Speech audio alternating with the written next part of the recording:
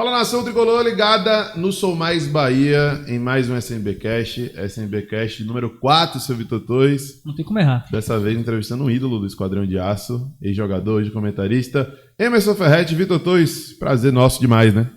Não, prazer de novo estar aqui na nossa casa, no nosso camarote, né? E na presença ilustre de Emerson.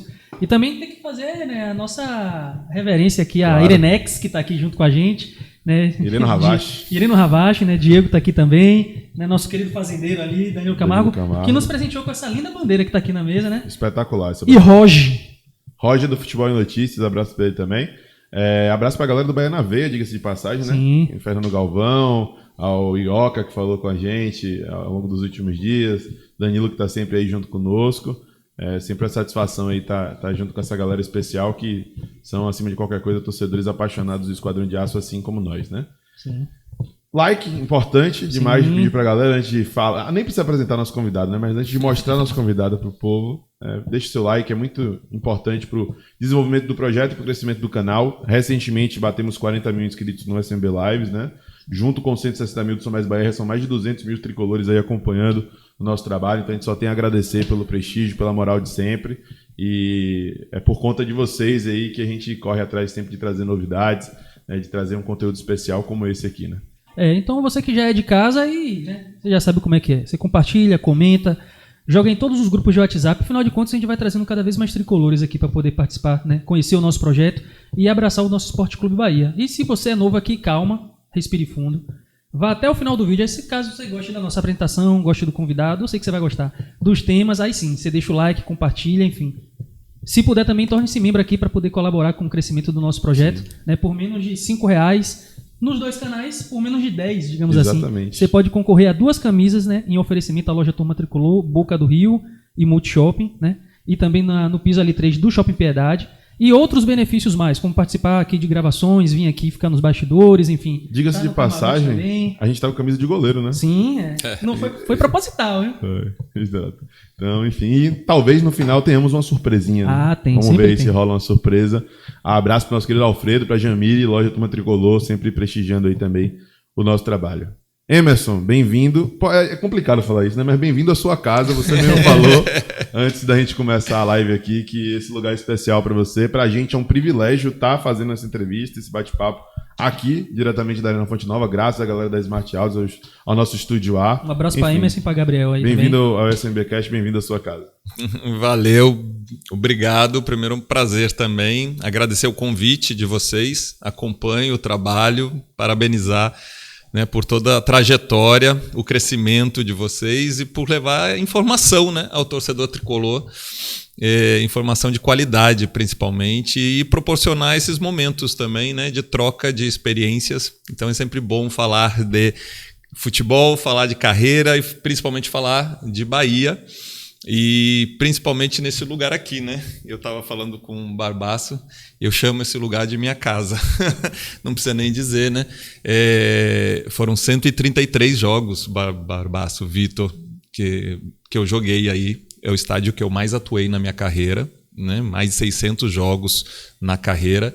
E aqui a Fonte Nova é um lugar especial para mim, né? Por tantos momentos gloriosos, né, e vitoriosos vividos, né, e principalmente a troca com o torcedor, né, tricolor, que não é em qualquer lugar, não é em qualquer time que tem do jeito que aconteceu comigo. Sim. Então, muito feliz de estar aqui nesse lugar e feliz também pelo convite de vocês. Massa demais. É uma casa meio reformada já, né? A gente tava falando tá um pouquinho diferente, né, da minha época.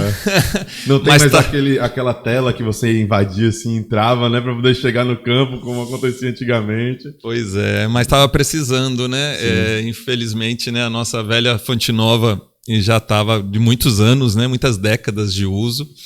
E infelizmente aconteceu o que aconteceu, e para a Copa do Mundo apareceu esse belo estádio, essa bela arena aqui que acolhe o torcedor tricolor com conforto, né? Sim. Com conforto e com toda a modernidade que já era necessária. Então, que bom, temos uma casa linda e moderna. Massa. E eu sempre tenho orgulho de falar, Vitor, que hoje nós temos o privilégio, né, enquanto não só torcedores, mas comunicadores, produtores de conteúdo, de poder viajar ao Brasil, conhecer estádios, conhecer lugares diferentes e, assim, Eu já vivi muito essa experiência em 2019 ali com o esporte interativo, na época ainda não era TNT Esportes. Vitor agora tá colando nessa corda aí, a gente tá conseguindo ir junto pelo Sou Mais Bahia, e mesmo visitando muitos lugares, esteticamente eu não conheço nenhum mais bonito que a Fonte Nova. Essa abertura aqui pro DIC, né, que fica aqui na região entre o leste e o oeste, eu não vejo em nenhum lugar. Particularmente, né, não é clubismo não, até porque não é do Bahia ainda, né, apesar de ter identificação com o Bahia. Mas eu acho a Fonte Nova o estádio mais bonito assim, do país, sem sombra de dúvidas, principalmente depois das reformas aí da Copa do Mundo. Né? Não, e é um estádio com acessibilidade boa, né? Porque a gente está falando aqui de um estádio que está no coração da cidade, querendo ou não, no né? centro, né? Em outros estádios a gente fala assim, para medir por Uber, por exemplo. Itaquera, mano. Pô, dá um absurdo. Ou então a gente tem que pegar metrô e tem que ir aqui não. Quem tá em Lauro de Freitas consegue vir ali pela BR, vir tranquilo também. Eu moro no centro da cidade. O metrô já traz? Metrô também já tá chegando, estendendo. Né? Antigamente a gente falava que, por exemplo, quase sempre eu tô mais em Vilas do que em Salvador, que é minha casa. Lá com o Matheus. E parece que a cidade encurtou. Foi crescendo pro lado da paralela e foi encurtando, né? Antigamente se eu falava pra minha mãe assim, minha mãe, sei lá, 17, 18 anos, minha mãe tô indo lá pra Lauro de Freitas. Lauro de Freitas? Meu Deus, você tá atravessar a cidade, linha verde, não sei o quê. Quando eu comecei a namorar também, minha namorada ela morava na Pituba. Quando ela foi, meu amigo, eu chorei horrores, pô. Ela foi morar em São Marcos. E eu imaginava que São Marcos era um lugar assim inacessível pra mim. Mas não, hoje qualquer batidinha de chave você já tá lá. E aqui é assim, né? Com um estádio que tem a modernidade, tem a acessibilidade, e é bom por isso. E é bom você puxar esse gancho porque Emerson veio pra Bahia e não saiu mais, né? Graças a Deus, né? Eu costumo falar, quando falam isso, eu digo, sai daqui pra quê? Se eu tô no melhor lugar que tem. Na verdade, ficar aqui foi uma escolha. Né? Primeiro eu já gostava da Bahia, né? Antes de vir para o Bahia contratado pelo clube em 2000. Eu já gostava, já tinha um carinho grande, já conhecia, já tinha vindo de férias para cá, tinha vindo jogar algumas vezes contra os times daqui. E assim, desde que eu vim para o Bahia e houve uma afinidade muito grande com o torcedor tricolor, eu disse assim, pô, é aqui que eu quero ficar. Né? Não só na cidade, mas também no clube. Né? É aqui que eu quero ficar até o final da minha carreira. E são 23 anos e meio já de Bahia. Barbácio, eu consegui realizar um sonho meu, que era ganhar o título de cidadão soteropolitano. Eu recebi da Câmara de Vereadores em 2009. Né? Então, um sonho realizado. Né? Então, hoje, com muito orgulho, eu digo que eu sou soteropolitano também, né? Além de porto-alegrense. Massa demais, massa demais. Eu queria começar do começo, né? Da trajetória como atleta e tudo mais, mas antes de ir para lá, você já puxou esse gancho da vinda para Bahia, e foi uma vinda que foi muito disputada, né? Você basicamente escolheu, como você falou, vir para Bahia. E agora, anos depois, 2 décadas já depois, né? Mais de 2 décadas depois, por que essa escolha pelo Bahia, para além da cidade? Eu sou gaúcho de Porto Alegre, de uma família toda gremista. Era gremista também. Né? Teve a oportunidade de jogar no clube. Entrei no Grêmio com 8 anos de idade. Então, eu vivi dentro do Grêmio, o clube que eu era torcedor, durante 15 anos. Eu saí do Grêmio aos 23, né, emprestado para o Flamengo. Então, eu ia pro Olímpico, além de jogar nas divisões de base do Grêmio, eu ia pro Olímpico assistir os jogos do profissional e sonhava ser o goleiro ali no lugar do Mazzaropi. Na época era o Mazzaropi, o goleiro do Grêmio, né? Então, eu realizei esse sonho. O Grêmio, logicamente, tem um lugar no meu coração muito especial por tudo isso que eu vivenciei. E aí, depois que a gente se torna profissional, a relação com os clubes, a relação com o futebol muda. Né? Você é um profissional da área. E a gente passa em diversos clubes. Eu joguei em 9 clubes na minha carreira. E nem todos a gente cria uma identificação. Em muitos a gente vai cumprir o contrato porque é uma questão profissional. Você vai, dá o seu melhor, né? Cumpre o estabelecido, o prazo de contrato, enfim. E não consegue criar uma identificação, nem com o clube, nem com a torcida. Né? E com o Bahia foi diferente. Né? Eu não tinha nenhuma relação com o Bahia anteriormente, a não ser o fato de torcer muito para o Bahia quando decidiu o brasileiro com o Internacional, lá em 89, né? Quando foi para a final contra o Internacional, logicamente que eu virei tricolor de aço. E foi o Grenal do século na semifinal. Na semifinal, exatamente.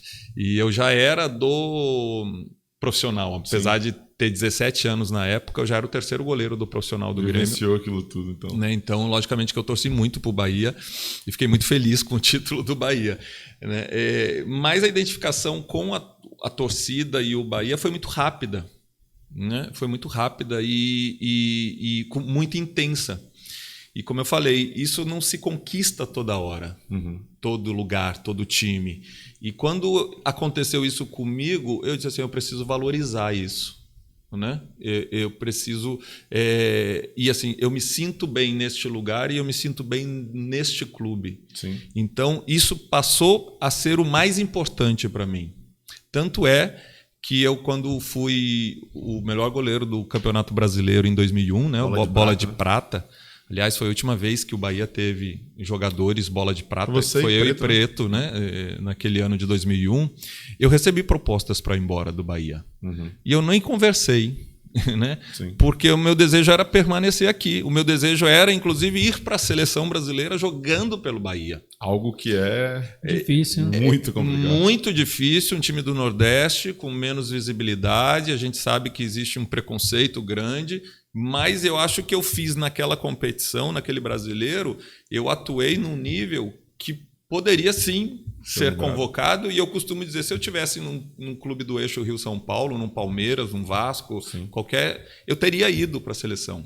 Não fui, talvez, por conta de estar jogando num clube do Nordeste. Mas meu desejo era esse.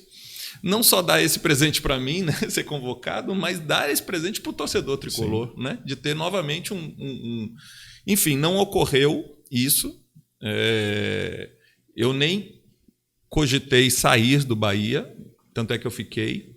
E quando houve, né, nos anos seguintes, né, que o Bahia acabou sendo rebaixado, eu reduzi meu salário 2 vezes para ficar no clube. Sim. Eu podia ter saído, eu tinha mercado no futebol brasileiro para sair. Né, quando as coisas aqui no Bahia começaram a não dar certo, né, no clube, né, o clube entrou numa fase aí, talvez a pior fase dentro da história do clube, e eu ainda peguei esse início, né, e eu poderia ter me picado, mas eu estava tão feliz aqui, né, que eu reduzi por 2 anos seguidos, né, o meu salário para permanecer no clube e fiquei até onde deu, né, até o limite. Né, de todas as possibilidades feitas por mim para poder seguir no clube. Depois que se encerrou todas as possibilidades, eu precisei seguir meu caminho como profissional. Né? E você falou aí dessa questão do jogador se sentir à vontade na cidade, se sentir à vontade com o clube e até fazer alguns sacrifícios, né, para poder permanecer no lugar onde ele gosta, no lugar onde ele se sente valorizado. Né? E essa foi a parte de Emerson com o clube, mas da parte do clube, quais eram os elementos, assim, fora a torcida, que você falava assim, pô, tem esse cara que trabalha comigo que eu acho que vale a pena, ou o dirigente me respeita, ou os funcionários, algo nesse sentido, assim, que também te cativava no dia a dia para que você falasse, pô, essa realmente é uma decisão certa, eu tô com as pessoas certas. Bom, primeiro eu ficava muito à vontade dentro do clube, né? Desde o início. E segundo, principalmente era isso aqui, ó. Quando pisava aqui na Fonte Nova e jogava, né, e inúmeras vezes a gente treinava durante a semana, vinha treinar na Fonte Nova, eu sempre me sentia em casa. Na verdade, eu quando pisei no aeroporto em 4 de janeiro de 2000 para me apresentar no Bahia, ainda não tinha nem... naquela época o aeroporto nem tinha o finger ainda, né? Descia na pista. Eu pisei, eu disse assim, o sentimento foi de estar em casa.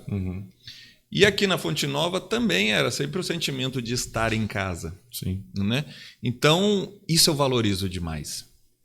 Muito mais do que dinheiro. Porque às vezes você está ganhando dinheiro, mas você não está feliz. Sim. Ou não está num lugar que você é reconhecido, que você é feliz.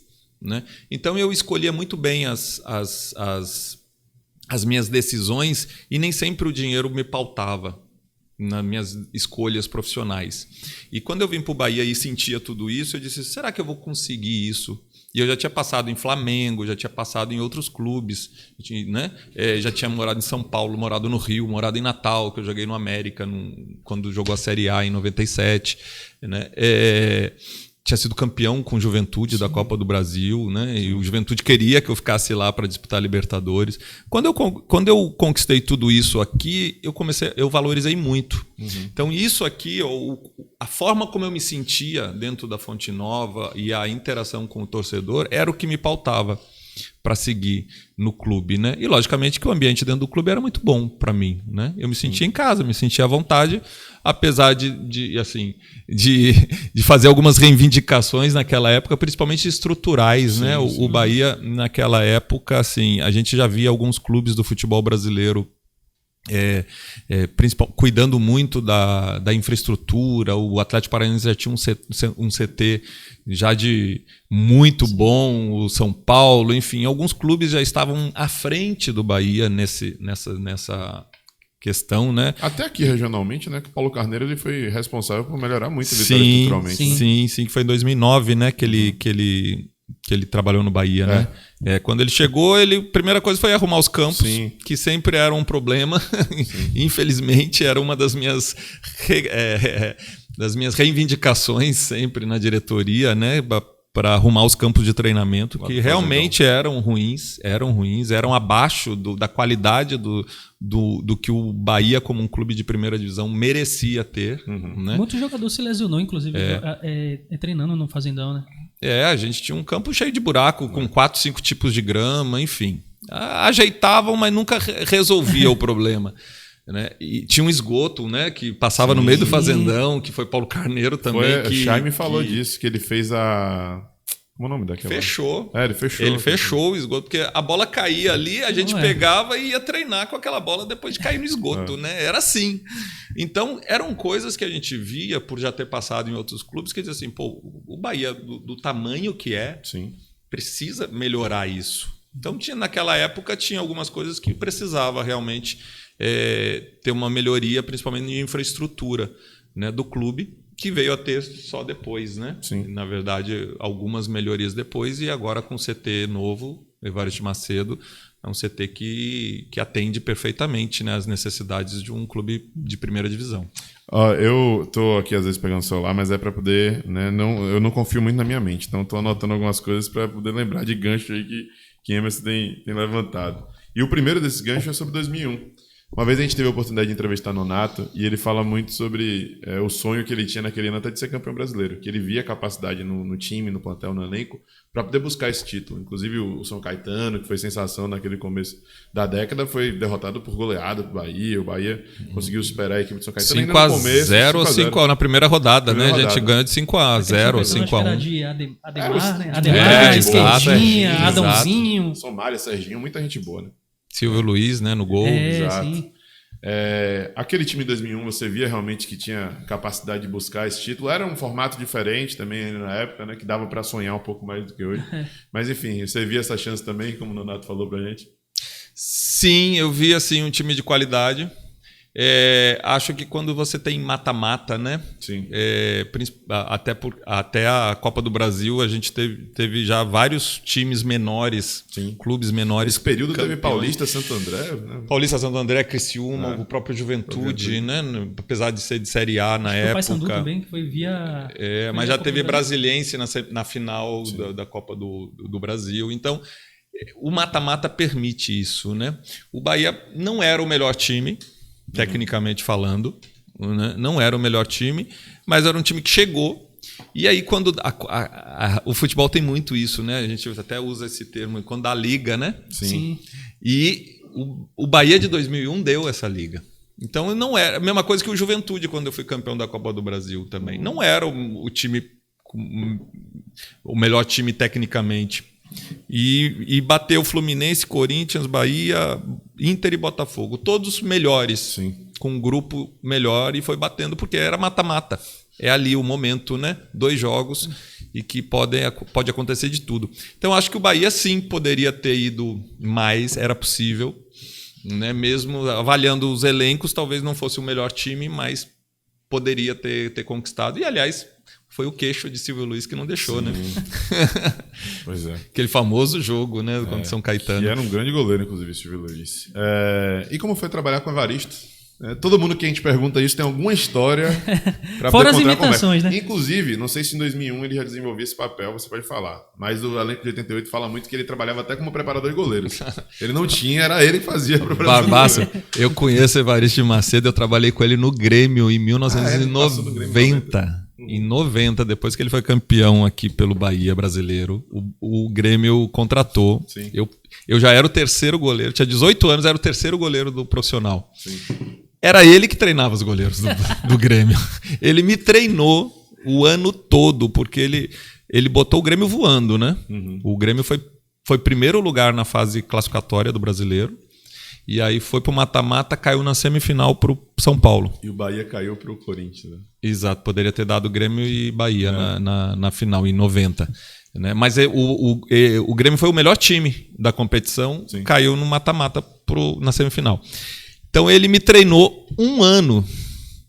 E eu confesso, os treinamentos dele eram meio malucos, assim. Porque ele não era da área, né? Sim. Ele não era da área mas ele treinava os goleiros.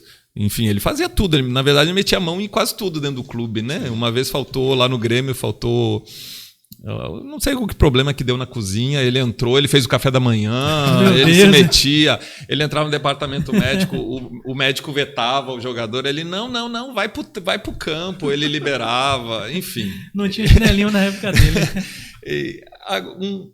E aí depois eu reencontrei o Evaristo aqui no Bahia e foram 2 anos, né? Sim. 2000 e 2001. 2000 e 2001. Depois veio o Bobô, né? Depois veio o Bobô em 2002, Foram 2 anos. Então eu trabalhei com ele 3 anos. Foi o treinador, como profissional, foi o treinador que mais eu trabalhei. Sim. Então eu conheço bem Evaristo de Macedo. Um treinador uma pessoa e um treinador com um conhecimento gigantesco do futebol, né? Pela experiência como atleta e como treinador que ele tinha. Com uma estrela gigantesca também. Sim. Né? A coisa funcionava com ele. Ele fazia de um jeito, por mais que, como eu falei, ele tinha alguns treinos meio malucos, assim, que a gente não entendia, mas ele botou no Grêmio em 90, né? Fez o Grêmio o melhor time da competição, só não foi campeão, mas foi o melhor time. O Bahia, em 2001, aí eu entro numa outra coisa que eu costumo falar. Eu acho que 2001 foi o último grande ano do Bahia. Sim. Porque o Bahia foi campeão baiano, quando ainda valia muito um título estadual, exato. Foi pela primeira vez campeão do Nordeste, com uma campanha irrepreensível. E naquela época era campeonato. Não era torneio que você fazia grupos e depois mata-mata, não. Era um campeonato e assim, foi sucesso de público, sim, foi sucesso de televisionamento nos jogos, enfim. Foi uma revolução aquele campeonato do Nordeste de 2001. O Bahia foi campeão pela primeira vez. O Bahia, pela última vez, ficou entre os 10 do Brasileiro. Ficou em 8º lugar. E o Bahia, pela última vez, teve 2 atletas bola de prata, que foi eu e o Preto. Então, eu acho que foi o último ano que o torcedor tricolor pôde bater no peito, ao final do ano, pôde bater no peito, assim, cheio de orgulho, sim, do seu clube. A partir daí, né, lógico que teve o bicampeonato do Nordeste, teve os outros 2 títulos do Nordeste que foram, sim, relevantes, mas como ano todo, eu acho que foi o último grande ano. Sim. É por isso até, e isso já fazem 22 anos, né, que talvez o torcedor do Bahia ficou até um pouco mais exigente, porque a juventude de 30 anos para baixo, 25 anos para baixo, não viu esse Bahia que ganhava tudo lá, sim, na década de 80, na década de 90. A geração faixa que ela fala. Exatamente. Passou um hiato aí de títulos, né? Foram 10 anos sem títulos. Posso falar, eu era muito zoado na escola nessa época. Pois foram 10 anos sem títulos, 7 anos fora da Série A, 2 anos na Série C. Então foi um período muito ruim, sim, né? E teve uma geração que pegou crescendo ali, criança, adolescente, crescendo, vendo o Bahia não ser campeão. Uhum. Né? Então eles estão carentes de um grande ano do Bahia, esse pessoal de 30 anos para baixo. Quem é mais velho um pouco viu em 2001, mas de lá para cá não viu mais. Uhum. Esse pessoal, esses mais jovens, estão carentes. Eles querem ver ainda um Bahia atropelando todo mundo, sendo campeão, tendo jogadores cogitados da seleção brasileira, na seleção do brasileiro. Não viram isso, né? Então, por isso até que eu acho que o torcedor esse torcedor está carente. Né? O Bahia precisa voltar a ter para eles entenderem o que os pais, os avós deles falam sobre o clube. Porque esses viram o Bahia atropelar todo mundo. Sim. Né? Eu ainda peguei essa fase. Meus primeiros anos no Bahia, eu ainda senti, eu conheci esse Bahia e eu fiz parte dentro de campo de um Bahia que era grandão, que era gigante. Aqui dentro principalmente, né? Aqui dentro, principalmente. 4-1 no Flamengo. Teve muito resultado expressivo assim, na época que na Fonte Nova. Exatamente.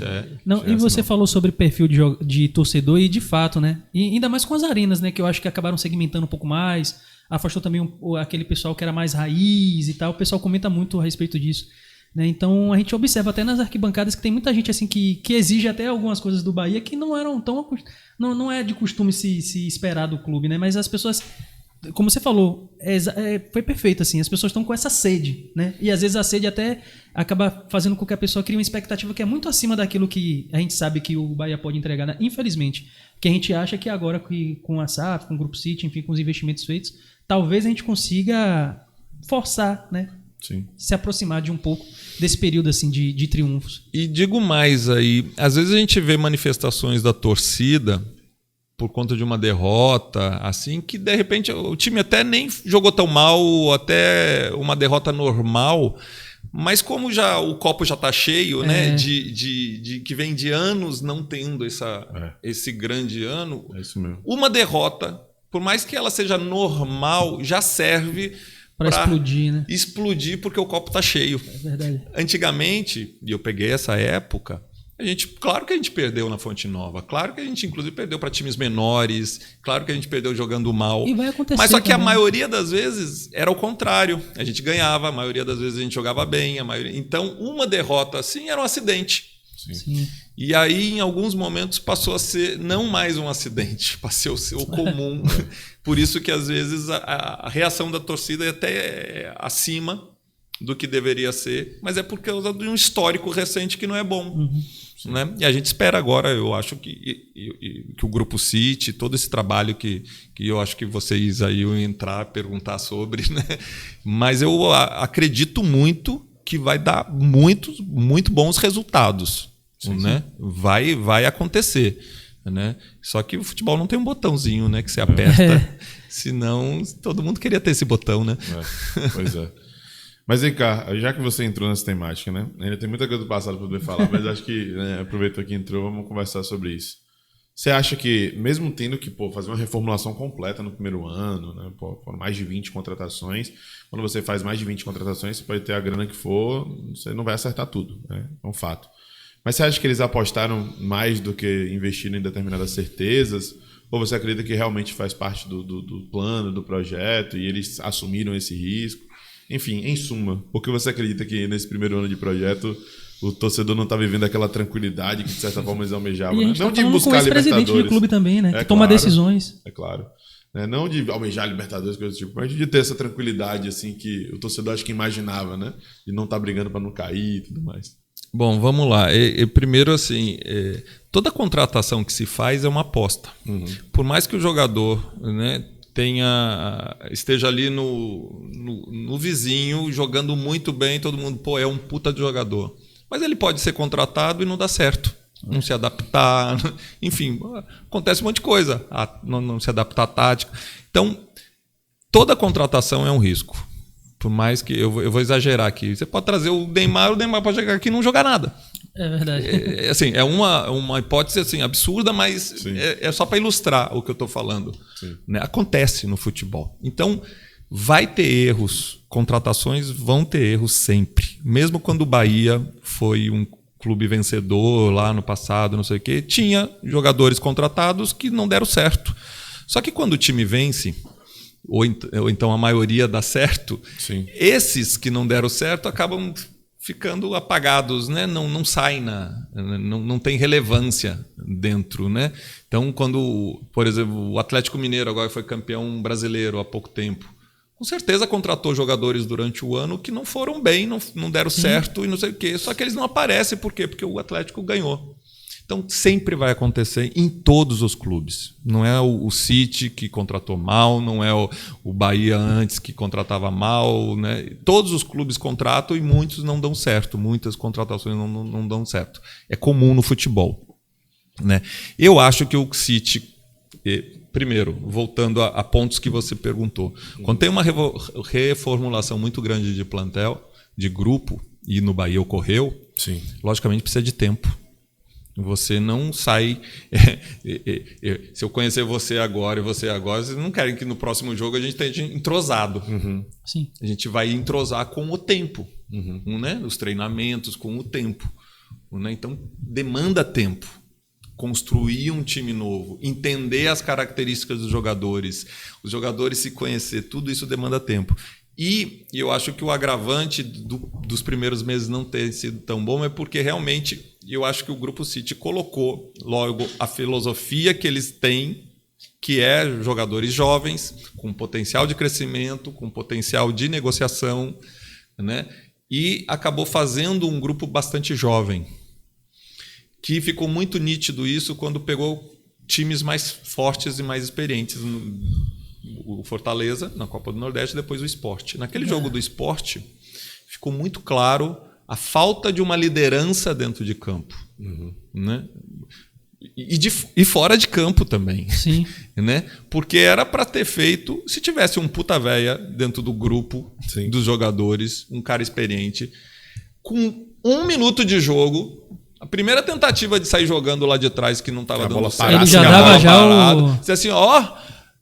Acabou. Bico pra frente. Porque não dá para sair jogando. Quer dizer, não teve um cara dentro de campo e nem fora de campo que fez a leitura do jogo e passar. E a defesa do Bahia, se vocês lembram naquele jogo do Sport, era toda jovem. Era. Tava o Borel, 20 anos na época. Rian, 20 anos também. Raul Gustavo também é um jovem, 23 anos. E Gabriel. O também jovem. Né? Todo mundo jovem. Com a informação do treinador que precisa passar jogando, não teve um ali que dissesse, não dá, vamos mudar. Porque o jogador tem que saber dentro de campo tomar as decisões. A gente já aconteceu aqui mesmo no próprio Bahia.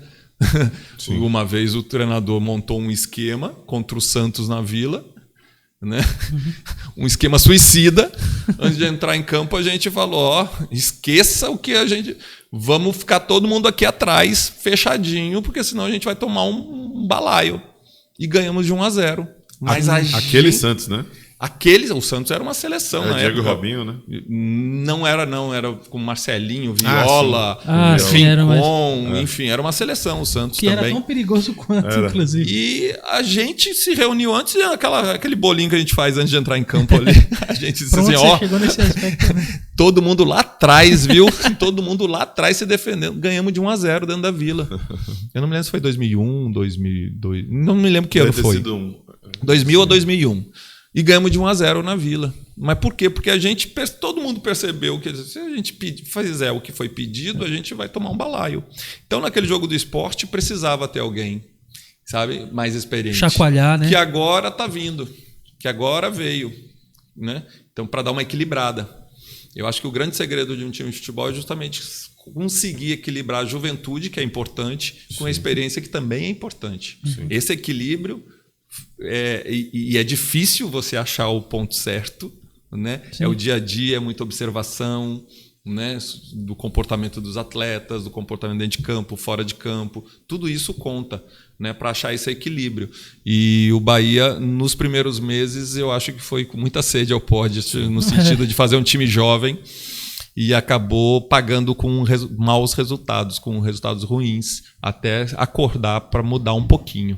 E você falou algo interessante, porque daqui a gente tem uma visão... Assim, eu sempre assisto ali no Oeste, né? Mas aqui também tem uma visão bem privilegiada. Lá eu costumo dizer que é um momento de fofoca, que ali atrás do banco eu consigo ouvir quase que tudo que é passado de orientação. Mas isso que você falou é uma observação importante. Esse bolinho é fundamental ali quando os caras entram para realmente tomar esse poder de decisão, né? Porque fica parecendo que às vezes as coisas são muito mecânicas, o cara executa E às vezes esquece de que ali dentro também ele é um agente para tomar uma decisão, para não é se rebelar, mas como você falou, entender no calor da emoção, no calor da partida, o que é necessário Tem fazer coisa também. que o cara né? tá vendo lá e o treinador não, né? Exatamente. Não é jamais se rebelar, né? Não é isso, mas às vezes o treinador, que por obrigação precisa montar uma estratégia de Sim. jogo, né?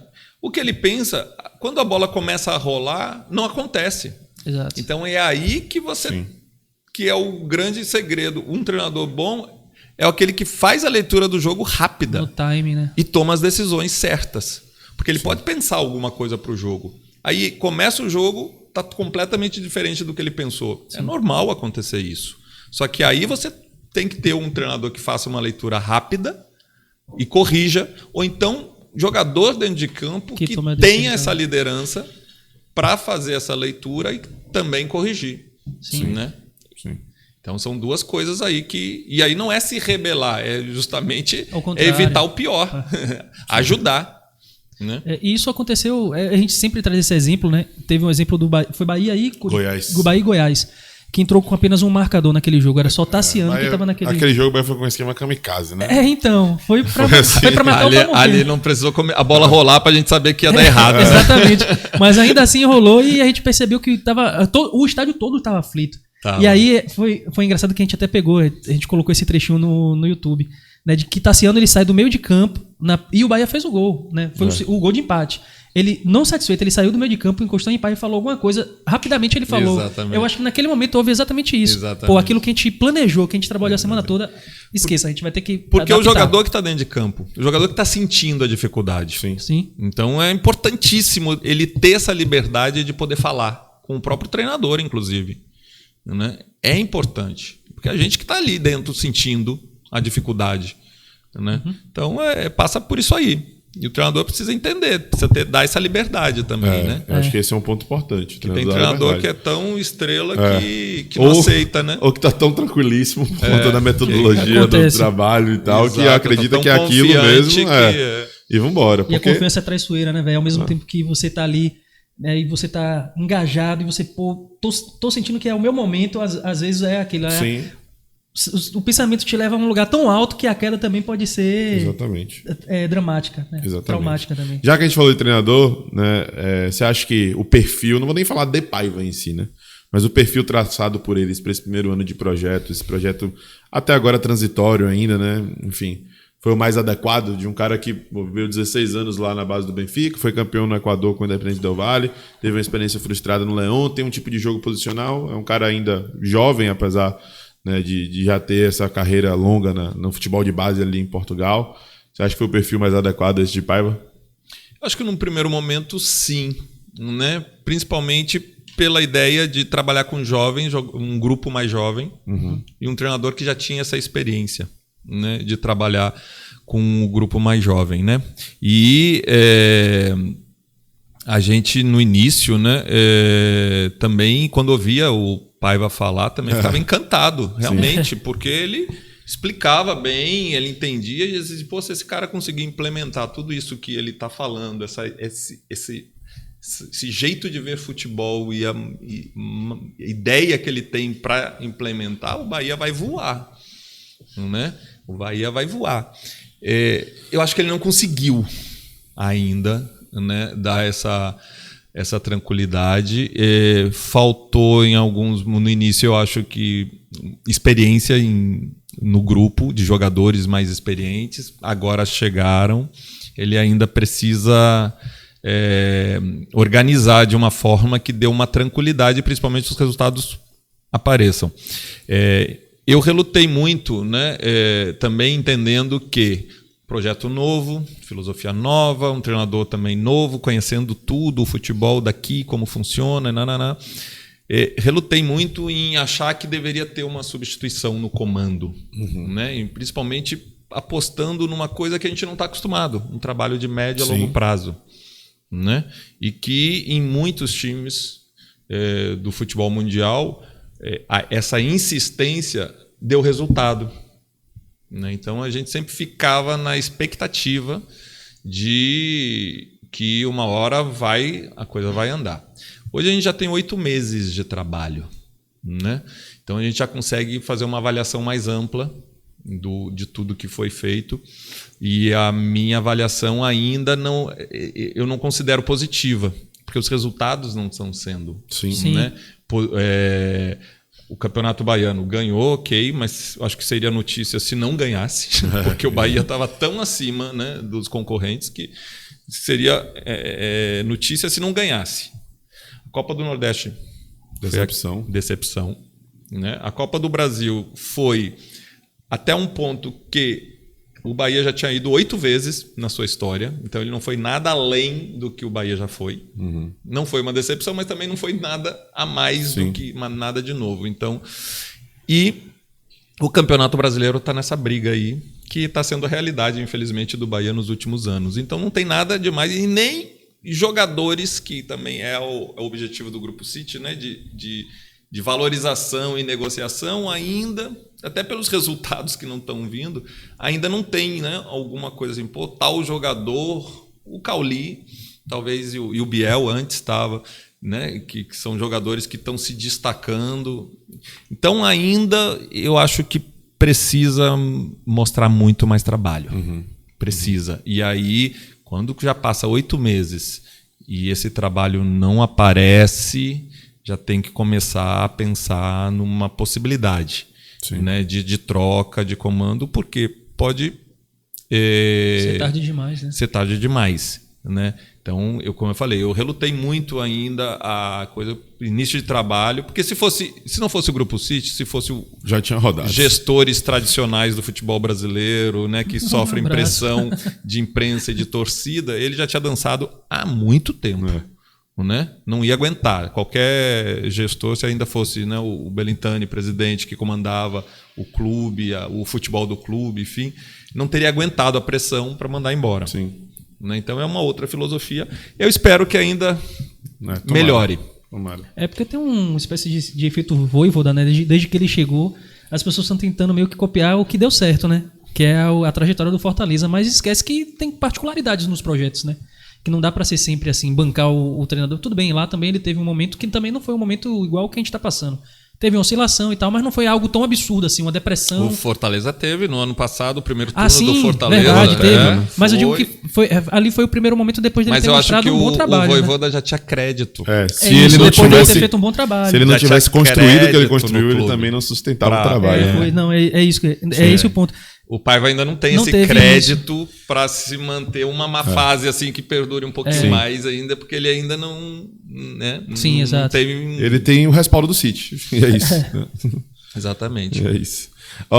Já que você puxou esse gancho aí do Grêmio, da Copa do Brasil, eu tenho um questionamento que eu sempre quis fazer para um cara que teve não só uma vivência no Grêmio, chega a me tremer agora, cara. mas que de certa maneira participou de um processo de construção dentro do Grêmio. Sim.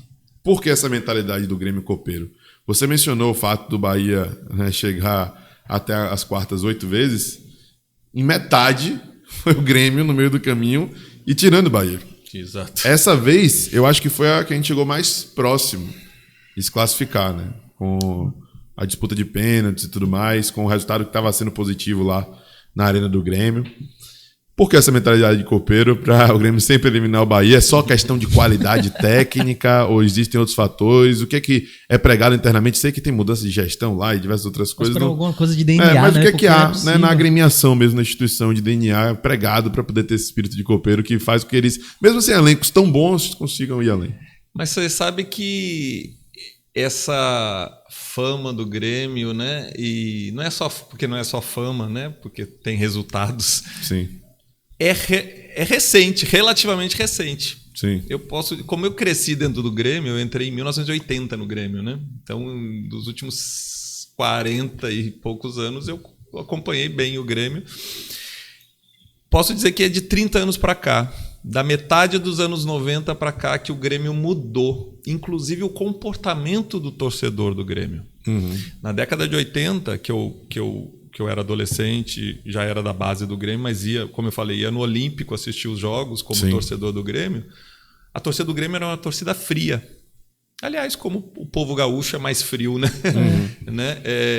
Era uma torcida fria. Assistia o jogo parado, olhando, reclamando, assim. Não tinha avalanche ainda, né? Não tinha avalanche, não tinha nada. Quando dava o gol, e sentava todo mundo. Era muito frio para quem já via outras torcidas mais empolgadas, assim.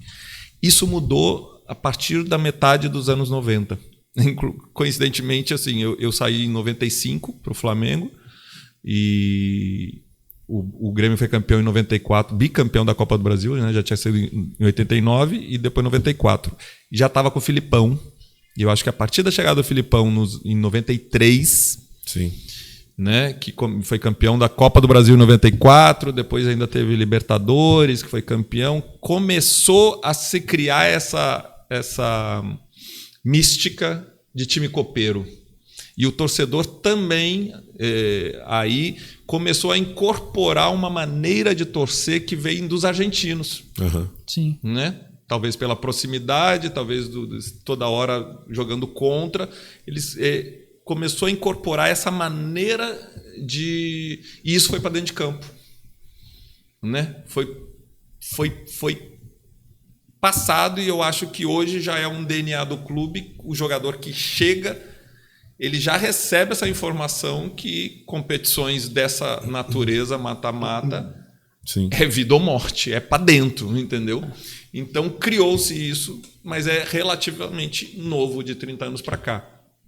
Que é assim, a Copa do Brasil, eu lembro que quando eu estava no Bahia, era goleiro do Bahia, e eu já tinha sido tricampeão da Copa do Brasil, né? Sim. Com o Grêmio em 89, com o Grêmio em 94 e com o Juventude em 99.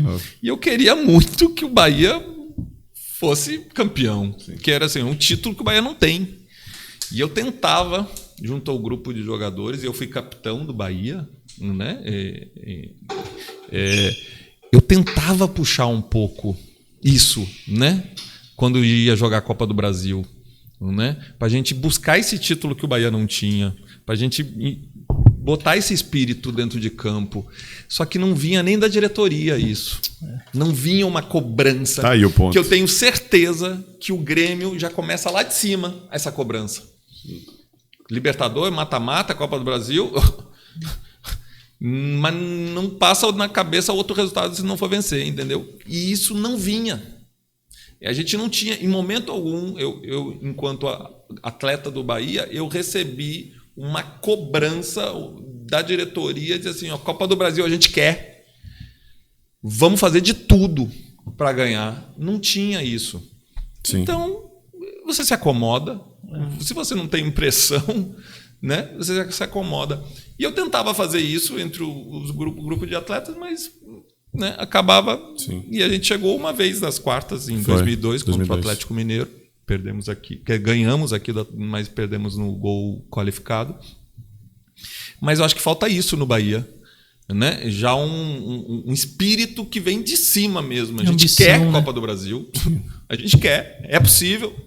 Copa do Brasil é possível. Se a Série A é difícil, e realmente está difícil, né, para clubes com menor investimento, com menor porte, mas Copa do Brasil não. Dá para ir. Mas falta. Sim. Inclusive, em 2003, eu acho que Nonato foi o artilheiro, né, da Copa do Brasil, naquela edição. Foi 2002, eu acho que a gente... A gente foi melhor em 2002, mas acho que ele foi artilheiro em 2003. Não lembro, mas eu acho que... Mas naquele período era possível. Era claro que era possível, assim, chegar. Primeiro que não tinha tantas fases como agora, né? De você começar muito de baixo. Sim. Pô, agora você ganha, vai pra segunda fase, ganha, vai a terceira fase, só para depois você chegar nas oitavas. Fora as qualificações, né? Que o cara dá uma adiantada legal. E meio que você já era preparado para isso, porque o brasileiro tinha a fase classificatória, mas tinha a fase de mata-mata, né? Então você já estava habituado ali como funcionava o mata-mata. E aí vem o momento atual, né? Até já puxar o gancho para sua avaliação acerca da gestão de Belintani. Eu lembro que nosso querido Darino Senna, ele até comenta que aquela placa lá no vestiário do Ituaçu é a placa do bundabolismo, não sei o que é a placa que expunha, metas, de certa maneira, né, quantos pontos o Bahia tinha que fazer nos próximos jogos. E a sequência era Palmeiras, Flamengo e tal. Né? E realmente, internamente, talvez a avaliação da direção era, aqui a gente vai poder chegar até aqui. Mas aquilo estava exposto no vestiário. Então, essa questão da mentalidade, né, de ter ali um teto, um limite e tal, acabava sendo passado para os atletas. Cômodo, né? Cômodo para os jogadores que entendiam que se não for muito além disso aqui, tá de boa. Como é que você viu esse aspecto na gestão de Belintani e as outras questões, falando de gestor para gestor também? Bom, primeiro que isso não foi exclusividade da gestão de Belintani, Com certeza. né? E muitos treinadores usam isso. Sim. Fazem um planejamento de pontuação dentro da competição e passam isso para os atletas. Uhum. Né? Então é uma coisa comum. Inclusive, é mais comum até os atletas fazerem. Os treinadores fazerem essa projeção. Filipão fazia muito isso, né? Eu acho que eu vi alguém comentando de Filipão. Eu acho que sim, tinha assim Estabelecia os blocos. Estabelecia os blocos, ia buscar os pontos necessários, enfim. Né? Inclusive já teve uma situação, acho que no próprio Bahia, que o pagamento de bicho dos jogos era nesses blocos, tipo assim, 5 jogos tem que conquistar tantos pontos, aí se conquista tem o bicho, senão já teve uma situação dessas eu acho que foi no Bahia mesmo. Mas assim, a diretoria também precisa fazer isso. Quando prepara o orçamento para o outro ano, você também faz, né, uma projeção de chegar, por exemplo, orçamentária até de premiação, né? Então você chega, Copa do Brasil, podemos chegar, sendo realista, até umas quartas de final. Então você faz o planejamento orçamentário em cima de uma premiação até as quartas. Se for além disso, é lucro. Agora, quando vai para a parte técnica, você jamais pode passar,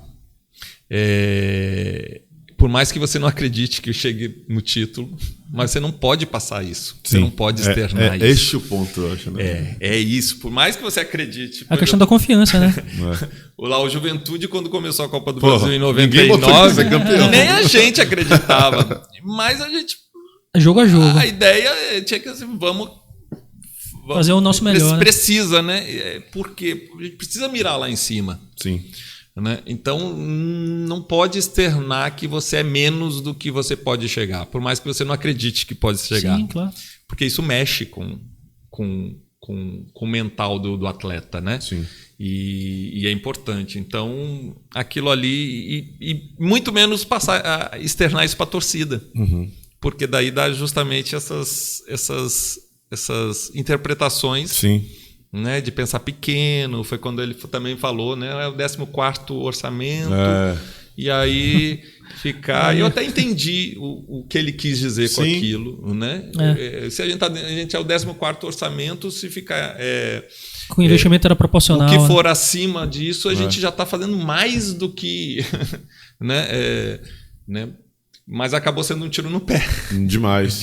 Porque né? a realidade do futebol é dura, né? Porque a galera interpretou que ele estava projetando ficar em 14º. Exato. E, na verdade... E, em paralelo, times com menor orçamento estavam conseguindo ficar mais à frente Exato, ainda. foi um tiro no pé. É isso. Então, enfim, é esse o ponto, eu acho. Essas situações jogaram contra ele de alguma maneira, né? Mas a gestão dele você avalia como mais positiva ou negativa, levando em consideração, inclusive, o negócio com o Grupo City, né? Que foi intermediado por ele. Exato. Eu acho que fora de campo... muito mais positiva. Dentro de campo teve muitos erros, né? E que o Bahia penou um pouquinho, né? Não conseguiu mudar esse passado recente que eu falo, né? Que não teve um grande ano. Então ele acabou errando um pouco mais do que acertando, né? Demorando um pouquinho para entender como funcionava. Agora, para o clube, eu acho que ele fez muita coisa boa, né? Parte de fora campo, né? E assim, não tem nada errado de um presidente não entender. É delicado isso que eu vou falar, mas assim, se o presidente não entende tanto de futebol, ele, assim como ele não entende, por exemplo, de marketing, ele contrate alguém de marketing especializado para cuidar do marketing do clube. Se ele não entende do aspecto jurídico, tem um diretor jurídico que entenda e cuide. Comunicação, a mesma coisa. Futebol, contrate alguém que saiba de futebol. Né? E ele faz a gestão de tudo isso, dessas pessoas todas. Né? Que é o que ele era bom, né? Exatamente. Então, se ele não entende tanto e foi eleito, e é normal, porque a maioria dos talvez dos presidentes de clube de futebol, talvez não entendam tanto de futebol assim. Sim. Né? Às vezes é um médico que é apaixonado, vai indo, ganha importância política dentro do clube, chega à presidência. Ele entende medicina, não entende futebol, apesar, a não ser um apaixonado pelo clube. Pô, o próprio Marcelo... Mas, ok, põe alguém que saiba de futebol para gerir o futebol do clube. Sim. É melhor que ele saiba, lógico. Né? Sim. Muito melhor que ele saiba, que ele entende. Mas se ele não entende tanto, tem que ter pessoas especializadas para cuidar, principalmente do futebol, que é o coração de um clube de futebol. Né? O próprio Marcelo Paes, que hoje é referência de gestor, né? A gente pode falar assim lá no Fortaleza. Se eu não estou enganado, ele trabalhava como diretor de escola, algo do tipo. Me corrijam. Ele é da área de educação. E aí ele foi criando gosto. Aí, no meio do processo, obviamente, ele, né? Vai se cercando de pessoa qualificada e também vai pegando conhecimento. E ele mergulhou nisso. Ele tem a companhia há muito tempo do Alex Santiago, que é diretor, vice-presidente do Fortaleza, e contribuiu muito também para a evolução dele. E eu já fiz, Barbaço, eu fiz um curso há 2 anos atrás, eu fiz o curso de especialização em gestão de futebol com o Marcelo Paes, com o Fortaleza. Né? Eu sou formado em administração, pós-graduado em gestão esportiva, e há 2 anos atrás eu fiz o curso de especialização com o Fortaleza, na escola do Fortaleza criada, e a gente teve aula com o próprio Marcelo Paes. Massa. Né? Com o diretor de futebol e todos os diretores do Fortaleza. Sim. Ele realmente... E eu já tinha assistido palestras dele, conheço o Marcelo Paes, já tinha assistido palestras. Ele realmente é muito qualificado, mas ele se qualificou ao longo do processo. E hoje ele é um puta a teoria e a prática, né? Exatamente. Enfim. E como é que foi sua vida como gestor de futebol mesmo, assim, como presidente? Quais são as melhores lembranças que você tem, né, desse período de sua vida e as que mais também te deixaram assim, pô, será realmente que eu tô fazendo a coisa certa? Assim, em que momento decidiu entrar nesse meio, né? Porque também, eu acho que é o dilema do difícil, atleta, né? Ele sai... Gilberto mesmo fala pra gente direto que quer ser diretor. Mas assim, como que você decidiu ir para essa vertente, não ser um técnico, por exemplo? Porque é uma decisão difícil, né? Você saiu dali de dentro do foco do campo para você observar de cima. Vamos lá. Eu, enquanto atleta, eu nunca desejei ser, após a minha carreira, ser da área técnica. Então eu nunca pensei em ser treinador ou treinador de goleiro. Nada disso. Porque você via como o treinador sofria, né? Também. Ele pegou o exemplo de Evarista e falou, realmente... Mas nunca foi meu objetivo. Eu sempre gostei da área de gestão. Então, eu ficava observando a gestão dos clubes. Né? Eu, quando 17 anos, eu entrei na faculdade de administração lá em Porto Alegre. Não concluí porque com 20 anos já era goleiro titular do Grêmio. Então eu tive que optar. Sim. Né? Mas eu já tinha iniciado, eu sempre gostei de estudar. E 2 anos antes de eu encerrar a carreira, que eu encerrei em 2007, eu entrei novamente na faculdade aqui. Meus últimos 2 anos como goleiro, jogando aqui na Bahia, eu... treinava e ia para a faculdade. Sim. Fazer administração. E porque eu gostava da área de gestão. No Bahia, principalmente, que eu tinha uma abertura grande, eu às vezes subia, ficava lá conversando com os dirigentes para entender o funcionamento do clube, né? Para entender, né, os departamentos, o funcionamento. E logo depois que eu me encerrei, eu recebi o convite para começar a trabalhar como comentarista do Cartão Verde da TVE. Sim. E da Rádio Transamérica. Comecei esse trabalho, de lá para cá são 15 anos trabalhando como comentarista, mas em 2009 eu me formei como administrador e aí apareceu o Ipiranga. Na minha vida, não foi programado, eu comecei a conhecer um pouco mais da história do clube, conheci a Vila Canária, a sede do clube, estava destruída, assim, né? O clube estava em fase de extinção. Sim. Na verdade, fechar as portas.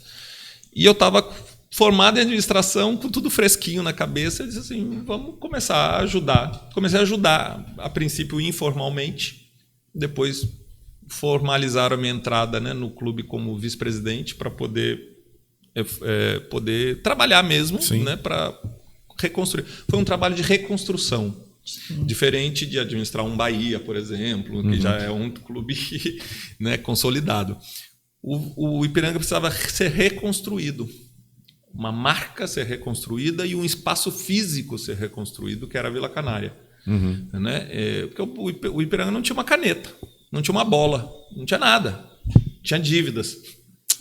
Então foi um trabalho de reconstrução. Foi um grande aprendizado para mim na área de gestão, porque eu fiquei 8 anos, foi resolver 8 anos resolvendo problemas diariamente.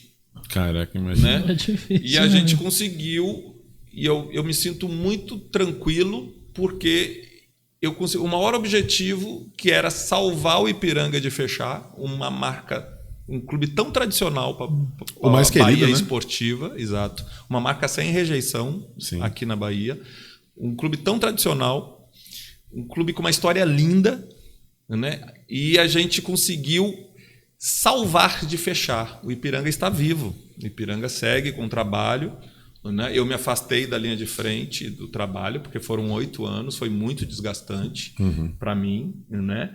E a minha contribuição eu acho que já foi dada, porque a partir do momento que eu entrei no Ipiranga, eu levei, por ter sido um atleta, né, assim, conhecido, eu acabei dando visibilidade ao Ipiranga, ao trabalho. A gente conseguiu botar o Ipiranga novamente disputando as competições do Baiano, na 2ª divisão, né? Consegui atrair pessoas para ajudar, né? E o Ipiranga deu uma... Se vocês lembram, né? O Ipiranga começou a ser falado, começou a ser, né? A ter novamente vida. Eu lembro que a camisa vendia na casa do Tricolor. É verdade. Sim, me lembro até hoje, naquela loja que ficava lá no... Que hoje é o Casolinha, né? Não sei. Tinha ali embaixo no Shopping Salvador. Vendia a camisa lá. Sim. A gente levou a Loto pro Ipiranga. A Loto saiu do Bahia e a gente belíssima trouxe camisa, pro Ipiranga. Enfim, bonito. Logicamente que eu tive que investir recursos próprios, porque o Ipiranga não tinha receita. Né? Uma coisa que eu fiz até para poder, acreditando no trabalho, no potencial do clube, e entendendo que aquilo ali era importante. O Ipiranga sobreviver, o Ipiranga não fechar era importante. Né? Então eu investi nisso, tenho todos os comprovantes, documentos, tudo mostram tudo que foi feito, né? Inclusive com recursos próprios lá, mas eu fico muito tranquilo, porque eu acho que o objetivo maior de salvar o clube foi feito. Sim. Agora, quem está à frente, toque, né? Mas a gente salvou de fechar. Isso foi importante. Aí eu não tenho como não fazer outra pergunta, né?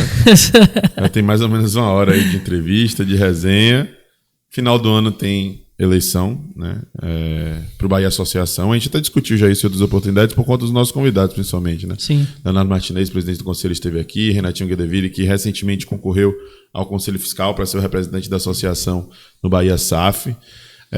Em outras oportunidades, você já foi questionado sobre isso, né? E Belintani geriu por 2 anos, Guilherme, Marcelo Santana anteriormente, teve o projeto aí com o Schmidt também, que foi meio que tampão. Agora, com o Bahia Associação, passa pela sua cabeça assim, essa chance, essa possibilidade de concorrer, de alguma forma estar ali? Olha, Barbaço, o meu nome sempre acaba... Sempre surge, sempre surge, né? Até quando foi rebaixado, assim, quando começaram a querer tirar a Belintani à força. Né? O meu nome até surgiu com força aí. Logicamente que, assim, ajudar o Bahia, jamais eu vou dizer não. Né? Jamais eu vou dizer não. Né? A vontade de voltar a ajudar o Bahia, só que de outra forma, não mais como goleiro, continua muito grande, é muito grande.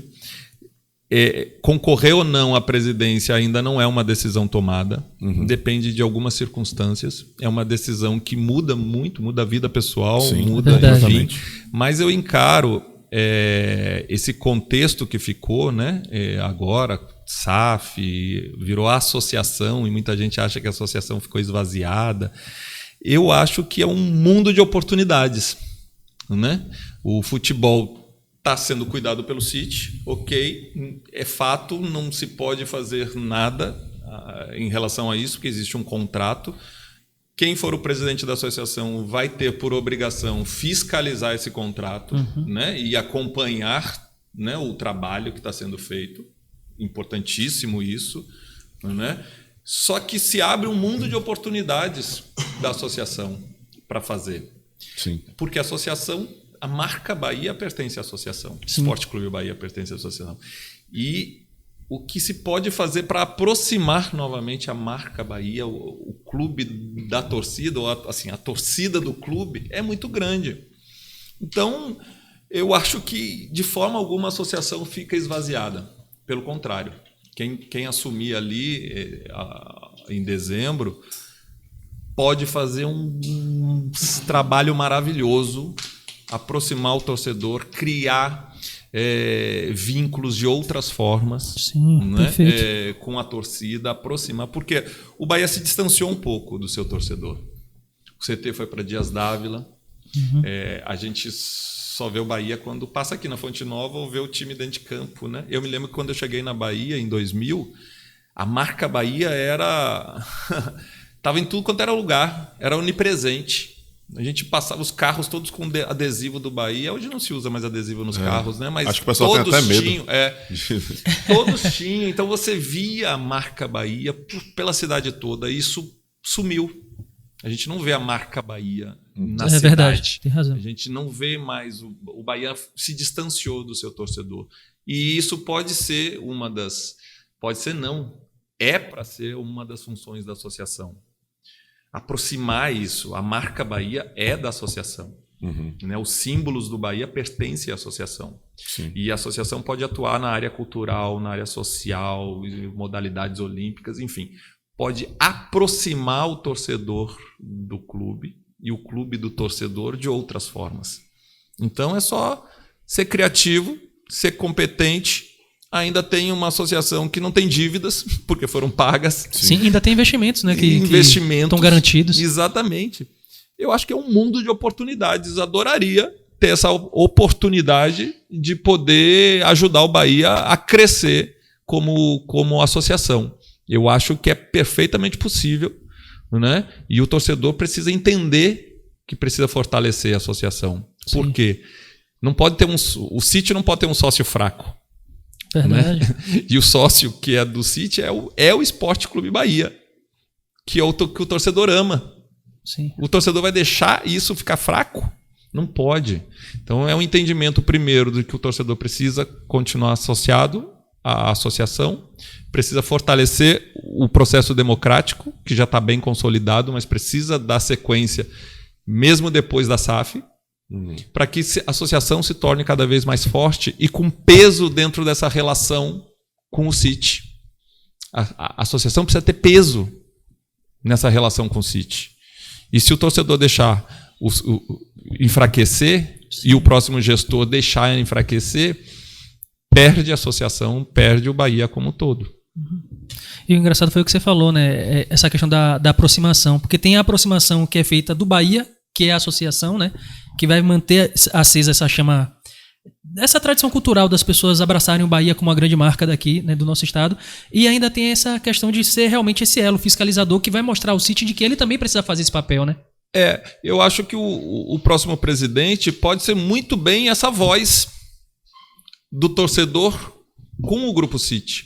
Isso. Né? Esse elo. Tipo, pode, não aqui, deve ser. Não deixa morrer minha tradição, não, porque ela também tá aqui. Exatamente, deve ser esse elo, né? Com o Grupo City. E ao mesmo tempo que precisa falar também a mesma língua do City, porque Exato. São sócios. E o objetivo é o mesmo, fazer o Bahia crescer cada vez mais.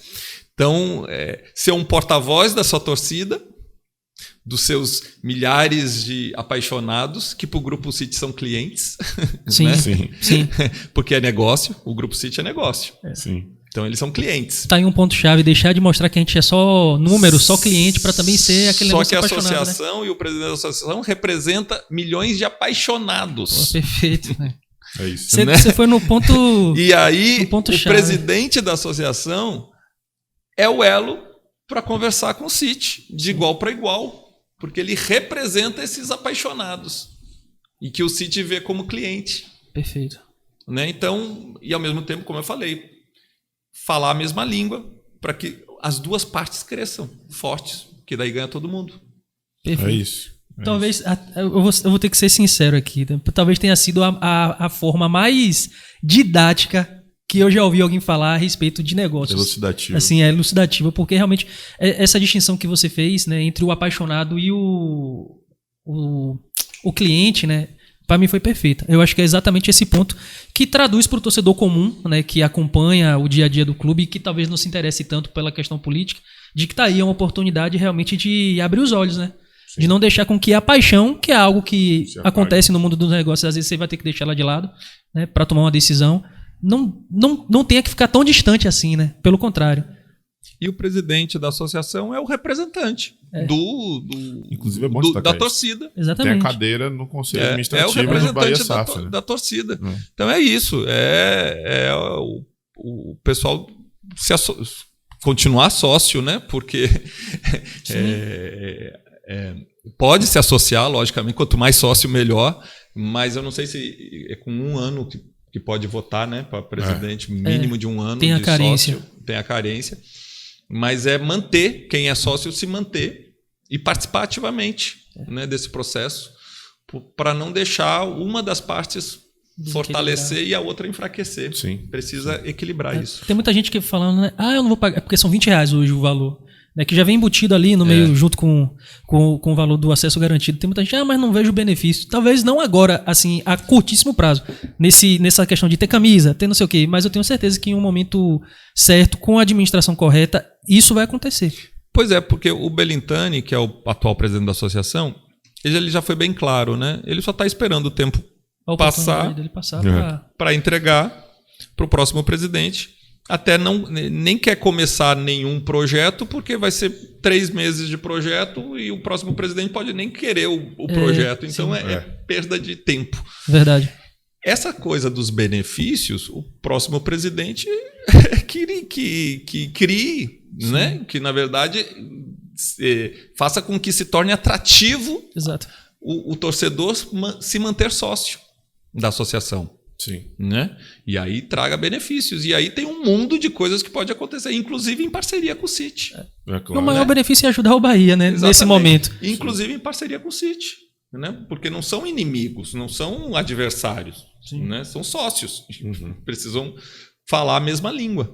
Perfeito. É isso. Já que a gente está nesse gancho, né, da gestão aí, eu acho que é importante também falar sobre uma comparação.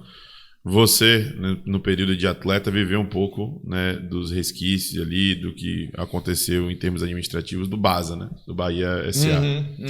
E um receio de parte da torcida. Né? Lá no começo era de parte majoritária. Hoje eu já não sei tanto, porque muita gente já tem visto a diferença clara, assim, principalmente por conta do grupo investidor, né, que no caso atual é o City Football Group.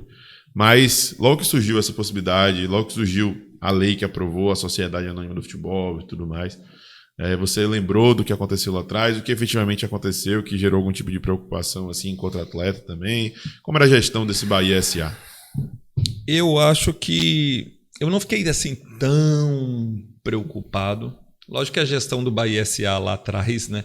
Assim, primeiro, eu como atleta, eu fiquei 6 anos no Bahia. Sem receber. Eu só tive os 4, 5 primeiros meses em dia. Nossa. Meu salário em dia. Depois sempre 2, 3 meses de salário atrasado. Ao longo de 6 anos. 6 anos. Era uma realidade, infelizmente. Em 2004, que o Bahia SA colocou gestores ali, né? Porque queria subir. Que ali andou um pouco melhor essa questão financeira. Né? Mas faltou investimento em infraestrutura, faltou essa coisa dos salários atrasados, uma série de coisas. E eu acho que ainda os gestores antigos, né, os chamados cartolas. Né, que era muito comum, né, no futebol há 20, 30, 40 anos atrás, né, ainda tinha muita força dentro do processo. Na verdade, eles que comandavam. Sim. Né? Hoje não. Hoje a legislação evoluiu, o futebol evoluiu em todas as suas áreas. Né? Hoje a transparência é fundamental, né? Governança corporativa, inclusive se não tivesse isso, o Bahia, o Grupo City talvez não, tinha certeza que não se aproximaria, se não fosse um clube já avançado em relação à governança corporativa, à transparência. né? Então, acho muito difícil repetir, né? Até porque é um espaço de tempo aí de 20 anos, né? E realmente o futebol mudou tudo. Tudo, dentro de campo e fora de campo. Legislação, tudo. Então, é um outro momento. Sim. Eu não fiquei preocupado em uma repetição. E também pelo fato de ser o Grupo City, né? Claro, é o que mais pesa, eu acredito. Pra gente ir caminhando para a parte final da resenha, né? O período final ali do bate-papo, vamos falar sobre o momento atual em campo, né? Queria perguntar sobre o goleiro atual, né? Marcos Felipe, que evoluiu muito tecnicamente nas mãos de Rui Tavares. Eu acho que isso é nítido para todo mundo e você, com muita propriedade e embasamento para falar, vai poder opinar. Mas também, vindo da escola de goleiros do Grêmio, queria que você falasse um pouco sobre Adriel, né? Que é tido como uma grande promessa, não só do Grêmio, mas do futebol brasileiro. Surgiu aí, imagens do cara pegando vários pênaltis no treino, cobrando falta. Um cara de 1,95 m que sabe jogar com a bola no pé. E vem pro Bahia aí com esse empréstimo, com opção de compra, depois de toda a turbulência que ele viveu internamente no Grêmio, questão de empresário e tudo mais. Todas as pessoas que eu ouvi lá do Sul, né, na época da negociação, todas foi unânime a opinião que era o melhor goleiro que o Grêmio tinha. Sim. Que é muito bom goleiro, né? Então eu não tenho dúvidas que o Bahia fez uma ótima contratação. E eu acho que ajudou nessa sombra. Sim. Ajudou Verdade. o Marcos Felipe. Vamos lembrar que o primeiro jogo de Adriel no banco é Bahia e São Paulo, naquele jogo absurdo de Marcos Felipe, né? Mas eu acho que o Adriel já estava aqui quando jogou a Copa do Brasil lá na Arena, que o Marcos Felipe também foi muito bem. Não, ele tava lá no Grêmio, tava ele até ainda. comemora. E tal. A galera Mas até já fala tava isso. um zuzuzu. Já tinha o zuzuzu. Pois é, o Marcos Felipe melhorou bastante. E era a minha opinião em relação a ele, né? Ele faltava ter um grande jogo no Bahia. Sim. Já tinha passado 6 meses. Verdade. E até agora até então não tinha tido um grande jogo, né? E o goleiro precisa isso, né? Precisa, e ele não tinha acontecido. Melhorou bastante. Hoje em dia ele é o titular. O Adriel vai ter que esperar a vez dele. Vai ter que... E goleiro tem isso, né? Rui Tavares falou que talvez nas posições em campo a mais sacrificante talvez seja de goleiro, que o cara tá ali é bem difícil, né? Você vê troca de goleiros assim e tal. Porque ou o cara tá ali e realmente ele passa por um período bem ruim e aí ele acaba indo pro banco e tem aquela modificação, vê como é que acontece. Ou se o cara tá indo bem, tá indo constante, o time também tá evitando não tem por que mudar. Não tem por que mudar. Não tem por que mudar, E o Marcos Felipe, com a evolução que teve, ele cavou seu lugar titular. Ele agora precisa ter uma fase muito ruim aí para dar uma oportunidade. Então, se machucar, cartão, alguma coisa assim. Né? Mas ele cavou seu lugar. Mas ele precisava. Até então, eram atuações normais, né? E faltava um grande jogo. Faltava. Né? Já aconteceu alguns grandes jogos dele. Grandes jogos dele. Então, mas é legal você destacar isso, porque a partir desse do São Paulo tivemos outros grandes jogos. Né? Foi um outro goleiro, na verdade. Exatamente. Que bom, porque goleiro, eu costumo falar assim, é a posição mais linda do futebol, advogando em causa própria. Mas o goleiro é uma das posições mais importantes de um time de futebol. E você precisa, os outros jogadores e o torcedor precisam olhar para o seu gol e dizer assim, temos goleiro. Sim. Né? E o Marcos Felipe até então não era o goleiro que todo mundo olhava e dizia, temos goleiro. Por isso mesmo, ele precisava ter essas atuações. Hoje em dia se olha e diz assim, nosso goleiro está bem, temos goleiro. E pegador de pênalti, que era o que era difícil aqui, né? Acho que o jogo que mais demonstra isso da importância do goleiro é o Bahia e Fluminense. Porque a gente tem ele não pôde jogar, Danilo Fernandes fez um primeiro tempo absurdo, se machucou, depois o resultado foi totalmente comprometido por conta de quem estava no gol. Exatamente. Então... E o Marcos Felipe no Fluminense, quando ele começou, teve um período muito bem também. Né? Foi pra seleção de base. Teve um período muito bom também. Então ele é um bom goleiro. Sim, com certeza. Um bom goleiro, só que no Bahia ele ainda precisava mostrar isso. Da mesma forma que eu precisei também. Porque me conheciam do jogo do Juventude aqui, que eu fui muito bem, não sei o quê. Né? Mas quando eu cheguei no Bahia, eu também tinha que mostrar jogando pelo Bahia. Sim. Né? É que eu fiz isso logo. Eu acho que no primeiro Bavi que teve, foi o meu batismo, eu fui muito bem, foi 0-0 no Barradão. E eu fui muito bem, então o torcedor já tinha a memória daquele jogo do Juventude e disse assim, pô, nosso goleiro mas era necessário eu mostrar também pelo Bahia. Sim. Né? E era o que o Marcos Felipe precisava fazer, mostrar no Bahia também o grande goleiro que ele é. E como foi jogar Bavi do lado de lá? Aquele 6-5 de Índio era você o goleiro da vitória. Levou aquele golaço, inclusive, Danilo Rios. Aquela bola era indefensável, viu? Foi. E ela desviou um pouquinho, desviou muito sutilzinho, muito sutil. Ela desviou e aí caiu lá. O primeiro Bavi foi difícil. O primeiro da Bavi. Muito complicado, porque eu ia encarar pela primeira vez o torcedor tricolor como adversário, né? Com a Fonte Nova lotada. Não, o primeiro Bavi que eu joguei foi lá. É porque esse 6-5 foi aqui. E assim, eu tava numa situação delicada. Porque, primeiro que emocionalmente era um jogo para mim difícil, né? Porque eu tinha uma relação com o torcedor tricolor. E o torcedor rubro-negro, apesar de me respeitar muito, né? Como... E não sabia o que acontecesse no jogo poderia... Porque imagina se eu falho. Sim. E o Bahia ganha. Sim. O torcedor do Furo Negro ia dizer, você tá vendo? Trouxeram um tricolor pra cá, não sei o quê. Ia acontecer isso, né? Sim. Então eu precisava ir bem para me proteger também, para dar sequência na minha carreira. Sim. Né? Então, e assim, eu não sabia como o torcedor tricolor também ia reagir, me vendo do outro lado, né?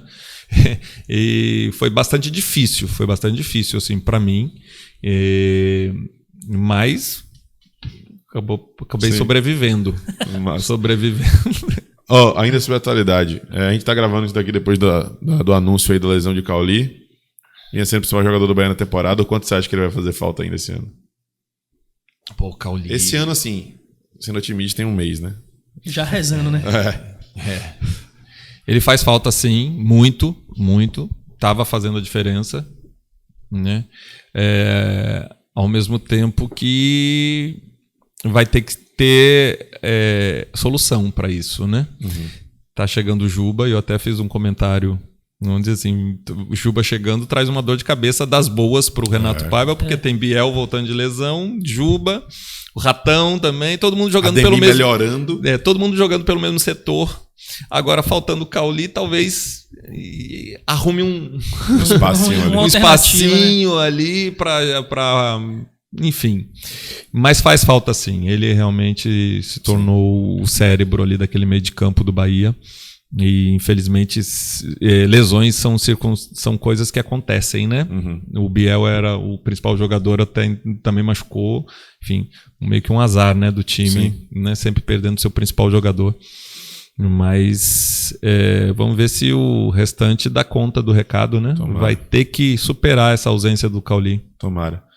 Antes de ir para aquele bate-bola final, queria saber uma opinião sua sobre o Fazendão. Porque recentemente a gente trouxe a informação de que já estavam fazendo até projeto, né, pensando em voltar para o Fazendão. E eu queria saber, enquanto ex-atleta, o quanto essa questão de logística, do dia a dia mesmo impacta, em si, né? impacta para o jogador, não só fisicamente, psicologicamente, enfim, de rotina, etc. Porque você tem dias d'Ávila, eu imagino que seja bem complicado. Os acidentes, inclusive, mostraram isso, não são apenas ocasionalidades, né? Eu estava até falando para Vitor, imagina sobre a ótica do jogador. O cara vai pro treino de manhã, né? Se ele não dormiu tão bem assim... A gente viu isso aqui recentemente, né? A gente tentou fechar com o Tassiano e Tassiano essa questão da logística atrapalhou um pouco. Então, assim, o cara ele pode não ter dormido muito bem. Aí foi pro treino. Suou, cansou no treino, entra no carro com ar-condicionado e pega mais de uma hora de carro. O cara vai cochilar, pô. Daquela... Ave Maria. Aquele soninho gostoso, né? Que quando você apaga, você nem vê. Exatamente. Eu ficava até imaginando agora. Assim, se eu fosse atleta do Bahia agora, ter que ir pra Dias d'Ávila todo dia treinar. Até porque eu moro do lado de cada cidade, né? Pior ainda. Eu sempre morei do lado de cada cidade, ao contrário da maioria dos atletas que o clube coloca mais próximo, e eu imagino que o clube esteja colocando lá no litoral norte, por conta da proximidade. Alphaville 1, 2. Proximidade do CT, né? E eu moro mais pra cá, pro lado da cidade, sempre morei. Então, eu disse assim, ia ficar muito complicado. E todo dia e voltar, todo dia e voltar, todo dia e voltar. Eu acho a volta pro Fazendão uma bola dentro. Logicamente que ele precisa ser todo requalificado. Claro. Né? Mas pode ser expandido, inclusive, agora, né? Exatamente. Porque tem o terreno lá do Jardim das Margaridas e tudo mais. E com um bom arquiteto, um bom projeto arquitetônico e dinheiro, você cria um mundo ali. Né? Então, eu acho que é uma bola dentro. E outra coisa que é interessante, você traz de volta o time para Salvador, Sim. Né? Que eu acho importante. E outra coisa que eu cheguei a comentar, já há algum tempo eu falo isso, com o CT lá em Dias Dávila, nada contra o CT, era necessário ter um CT de qualidade. Sim. Mas a localização, o que acontece? O jogador que vem hoje contratado para o Bahia, ele fica lá no Litoral Norte. Aí sai do Litoral Norte, vai para o CT, do CT para o Litoral Norte. Pouco, eu acho, verdade. ele circula aqui em Salvador, que é o local onde a torcida está. O que acontece? Eu sei porque eu sempre morei aqui, eu sempre tive uma vida social intensa pro lado de cá. Eu me relacionava com a torcida o tempo todo. E quando o jogador fica isolado lá no Litoral Norte, dentro de um condomínio, só sai pro CT ou só sai do CT para Ponte Nova no ônibus do clube, não sei o quê, ele não tem esse contato com o torcedor. E não percebe o quanto o torcedor é apaixonado, sabe? E isso dificulta, talvez, ele ter uma afinidade, sabe? Com o clube, com até a um torcida. senso de responsabilidade. Exato. Né? Quando você tem esse contato com o torcedor, e eu tinha isso direto, então eu via. Quando o time perdia, eu era abordado, o povo chorando. Aquilo doía em mim. Eu dizia assim, gente, a gente precisa reagir para poder não causar mais tristeza nas pessoas. Quando você sai da Fonte Nova e vai lá para o seu condomínio e fica lá isolado, o mundo alternativo, você não paralelo, percebe, né? Que o torcedor está sofrendo quando perdeu um jogo. Então eu acho que trazer o time para o Fazendão é uma bola dentro, porque vai trazer também esse contato maior com a torcida do Bahia. Dos jogadores. Eles vão entender o que é esse amor do torcedor tricolor, né? Que é gigantesco. E que muitos vêm e vão embora sem entender isso. Sim. E eles estão no coração, né? Dali onde tem uma comunidade muito forte que cresceu vendo o Bahia treinar ali, vendo o Bahia conviver ali, vendo os jogadores fazerem amizades com as pessoas da comunidade de Tinga. Mandar um abraço pra Jegão aí, pô, Bar do Jegão. Lá em Tinga, eu consigo ver o Fazendão de lá do Bar do Jegão, do muro do Bar do Jegão. Gregory conhece Jegão, sempre que eu vou lá eu mando foto pra Gregory. Gilberto, vários jogadores, porque conviviam ali, né? E a comunidade tá ali junto, sendo uma amostra pequena, mas sendo uma amostra apaixonada. Ali, quantas pessoas devem ter visto o Bahia de épocas de ouro passar por ali, né? Então... Enfim, faz sentido, muito sentido isso. Vamos pro bate-bola. Geralmente, a gente, quando traz um atacante, um Tassiano, jogador de meio campo, a gente pergunta o gol. Eu quero perguntar a defesa, que eu já imagino qual seja. Da história. Tiveram várias, inclusive aqui no Bahia, várias, mas tem uma que é destacada, né? Aquela cabeçada do Paulo Nunes aqui contra o Corinthians em 2001. Que foi eleita, eu estava até falando para você antes, né? Foi eleita a quarta mais bonita de todos os brasileiros, né? Imagina. Num levantamento do Esporte Espetacular, né? E aí foi eleita a quarta mais bonita. Um grau de dificuldade gigantesco. Até hoje eu olho e fico assim, impressionado. Não sabe como a coluna está sobrevivendo. Exato, porque eu estava vindo para cá, precisei voltar, enfim. Eu fico impressionado. E foi um instinto mesmo ali de não deixar. A gente tá ganhando de 1-0, precisava vencer o jogo. E aquela defesa, além de dar tava 1-0, né? Além de dar os 3 pontos, manter os 3 pontos, se toma o gol, ia ser 1-1, perdia 2 pontos. E se perdesse os 2 pontos, não classificaria para as quartas de final, para jogar contra São Caetano. Sim. Quer dizer, aquela defesa foi crucial. E tinha bicho envolvido. Deu a classificação. Porque se tinha bicho envolvido, foram mais 2 pontos. Foram 2 pontos ali que o clube ganhou. Aquela, sem dúvida nenhuma, uma das mais lindas, difíceis e importantes da minha carreira. E um jogo pelo Bahia? Bahia e São Paulo. Marcos Felipe me imitou também. Sim. Bahia e São Paulo em 2001, lá no Morumbi, que a gente ganhou de 1-0, gol de Jean Elias de falta no finalzinho. Sim, eu fui também, foi um dos jogos que eu tive uma nota mais alta dentro da bola de prata. Sim. E fui destaque do Fantástico à noite, do mesmo jeito que Marcos Felipe foi dessa vez, né? Então já tinha ocorrido comigo em 2001. Só que a gente venceu naquela época, né? Um dos meus primeiros jogos na Fonte Nova, que até hoje está marcado na minha mente, é um Bahia e São Paulo aqui. 2x0. O Bebeto Campos e Geraldo, né? Se eu não estou enganado. 2x0, Que era Rogério Ceni, o goleiro de São Paulo. Ceni, Bebeto tava Campos. Kaká jogando. Tava. Eu lembro que a Fonte Nova lotou, tinha muita mulher, né? Sim. Garotas, assim. O Kaká chegava Era uma loucura. da linha lateral, era uma gritaria, só tinha voz feminina, assim. Por causa do Kaká. Eu lembro, a gente ganhou 2x0 esse jogo. Esse jogo foi sensacional. Luiz Fabiano. Lembro bem desse jogo. É. Um estádio. Fonte Nova. Fonte Nova. Você queria falar Olímpico, né? Não, Fonte Nova. Manda outro no O bate-bola. estádio que eu mais joguei na minha vida foi a Fonte Nova. Sim. Tirando a base do Grêmio, né? Que Sim. eu joguei muito no Olímpico, mas foram 133 jogos. Maior ídolo. Tafarel. Tafarel, que perdeu pro Bahia em 88.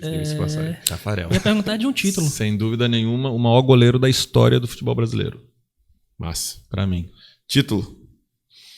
O título campeão da Copa do Brasil em 99, com Juventude, dentro de um Maracanã com 105 mil pessoas. Meu amigo. E assim, não só o coroamento de receber um troféu e um título dentro de um Maracanã dessa forma, como a minha atuação na partida, né? Sim. Então, sem dúvida nenhuma. Na partida e na competição. Na né? competição, exato. O que faltou na sua carreira de jogador, do seu ponto de vista? Faltou seleção brasileira profissional, né? Eu fui base, seleção brasileira de base, sub-15, sub-20, disputei mundial, sub-20, né? Faltou a profissional.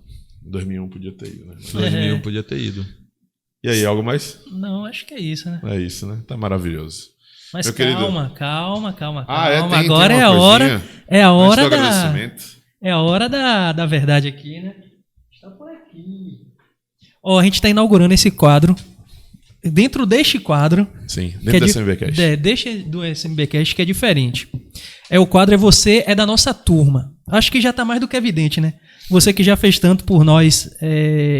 Da turma tricolor? Exatamente. Desde 4 de janeiro de 2000. É que já vem fazendo parte da nossa turma há tanto tempo. Hoje, né, nos presenteando com sua presença aqui, a gente também gostaria de te presentear com, né, esse é um troféu, né? Um troféu para simbolizar que realmente você é da nossa turma tricolor. Vamos logo.